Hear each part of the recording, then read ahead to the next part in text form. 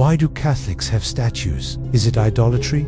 Here's the thing, Catholics do have statues, and they often display them prominently in churches, and in some cases in homes. This has led to a common objection from those who think that Catholics worship those statues, or at least worship the things that the statues represent. But is that what's going on? Well, let's unpack this a bit. First off, if you watch this channel, you probably already know that we talk about all sorts of different Catholic topics here, and we try to approach each topic from multiple angles, so that our viewers can get a better understanding of why Catholics believe what they believe, and do what they do. So when it comes to statues in the Catholic Church, there are several angles that we need to consider before coming to an intelligent and well-informed conclusion. Let's start by talking about what those statues actually represent. The vast majority of statues that you'll find in churches depict people like Jesus, Mary, the saints, maybe even popes or bishops. You won't typically find statues of angels, since they aren't technically people, but there might be statues of figures that represent certain virtues or theological concepts like faith or justice. Now, the reason for this focus on people should tell us something about how Catholics view these statues. After all, it's not like Catholicism is a religion of abstract ideas. We're not trying to venerate some vague concept like love or peace. Rather, our statues depict real people who embodied certain qualities. We're not trying to worship love or peace. We want to honor the people who exemplified those things. Does that make sense? Now, this tells us two important things about how Catholics view these statues. First, Catholics don't worship the statue itself, but rather what the statue represents. And second, since what the statue represents is a person, that means that Catholics don't really worship inanimate objects. But wait, isn't that what the Protestant objection is? Isn't it exactly this kind of worship of inanimate objects that they accuse Catholics of doing? Yes, it is. So then wouldn't that mean that their accusation is unfounded, since we just established that Catholics don't worship inanimate objects? Not quite. See, while it's true that Catholics don't worship the statue itself or any other inanimate object, we do admit that sometimes we pray to the statue. We pray to Jesus in the Eucharist, which is reserved in many churches in a tabernacle, which is often in the form of a statue or an artwork.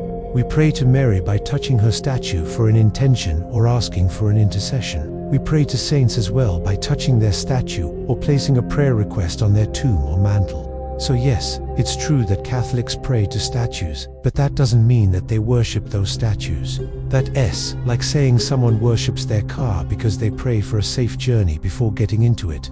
Protestants would never accuse Catholics of praying too much. They'd say that praying for protection before a journey is fine. It's only when you start calling your car a god, or saying that your car will protect you, that things go wrong. And no Catholic does that. We pray to statues, but only because they remind us of the person to whom we are praying. Another good analogy might be to compare statues in the Catholic Church with the cross. Protestants often ask why Catholics kiss the cross during the sign of the cross, and it seems strange to them that Catholics would do such a thing when the cross was uneven where Jesus died. In reality though, the cross isn't really the instrument of torture and death. It's a symbol of Jesus Christ, the risen Lord, and kissing it is a way of showing devotion to Him. The same goes for statues. They're meant to be symbols, reminders of the great men and women who lived lives pleasing to God. Some Catholics may feel closer to God when looking at a statue of Jesus, Mary, or a saint, and they may find that it helps them to focus on the prayer that they're saying. Others may find it distracting, and so they may prefer to pray without any statue present. Either way, the presence of the statue is not necessary for prayer. Just like the sign of the cross, it simply helps many Catholics to focus their mind on God and what they are asking for. This brings us to another aspect of the Catholic worldview that must be considered: the idea of the real presence of Jesus in the Eucharist. If you're new to this channel, you may not know that we believe that at every Mass, Jesus truly, really, and substantially is present in the Eucharist, body, blood, soul, and divinity, even though He's also really in heaven with the Father. This means that when we're in the physical presence of Jesus in the Eucharist, we are physically closer to God than we would be otherwise, and it means that our prayers will more easily be answered. When we pray to Jesus in the tabernacle, that's in the context of the real presence. And when we pray to Mary or the saints, we know that they are now in heaven with Jesus, and thus, praying to them is like praying to Jesus through one of our friends. And Jesus said that whatever we ask of the Father in His name, He will do.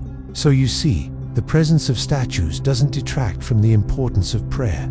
It actually adds to it. Finally, we have to understand that the Second Vatican Council, which was a gathering of bishops from around the world convened by Pope John XXIII between 1962 and 1965, clarified the Church's teaching on this matter. They wrote that these sacred images are not to be adored like the God of Abraham, Isaac, and Jacob adored, nor are they to be regarded as though they have any power to help or harm us. But just as the Church in the past cited the example of the bronze serpent raised up in the desert, Catholics are allowed to venerate these images as long as they recognize that they are merely pointing towards the true object of worship.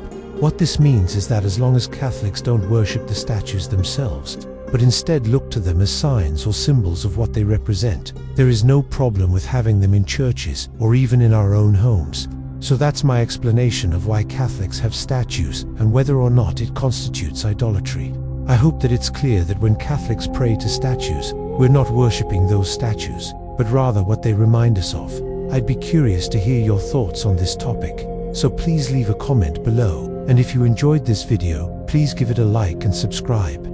Thanks for watching, and I'll see you next time.